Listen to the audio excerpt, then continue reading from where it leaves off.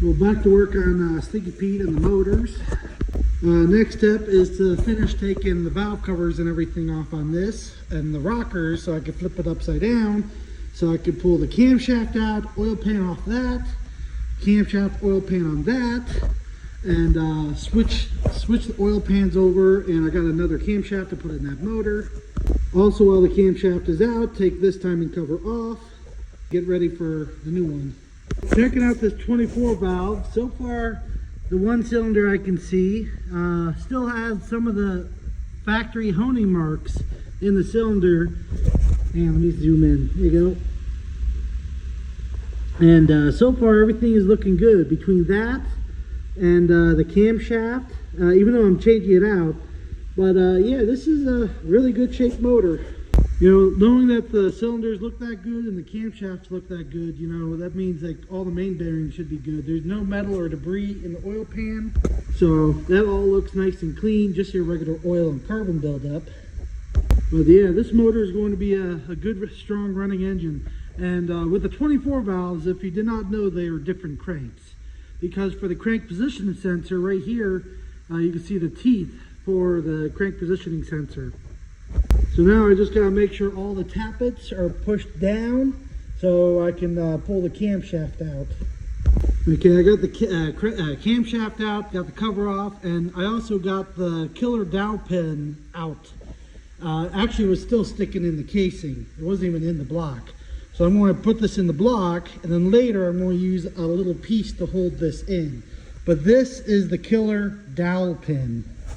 See, there's another dowel pin right here, but that one can't come out anyway because it's like into the aluminum itself. So it can't go through. So right here on the Cummins P-pump, it would have been right there in that hole.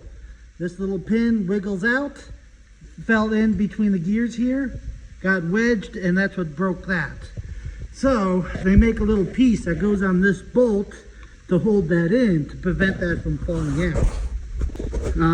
That was already done on Stinky Pete, so I ordered another one. I'm going to put on this motor to make sure this little guy doesn't destroy this engine. So let's get this back into the block right here. There we go, that's all the way in. So now I gotta get that one apart.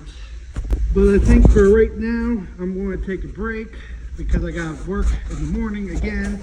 I might just drain the fluids out of Stinky Pete quick before going down to the house. You know, the biggest problem is I can only get so much done because I don't have parts. You know, I still don't have the valve springs for that, you know, the gasket, and, you know, a whole bunch of other stuff I did not get in yet.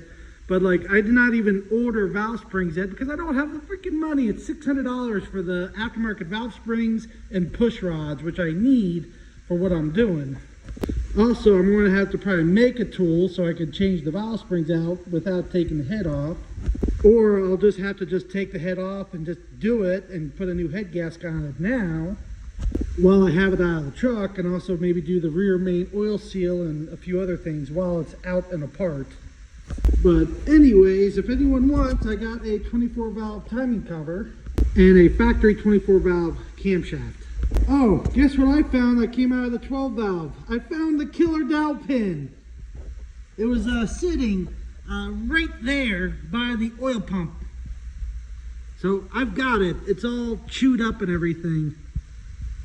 So that's why the motor wasn't turning over. So I got to figure out and see if it did anything internal.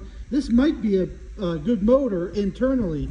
I think this is what happened to it, just a killer dowel pin. Later I'll try to turn it over here.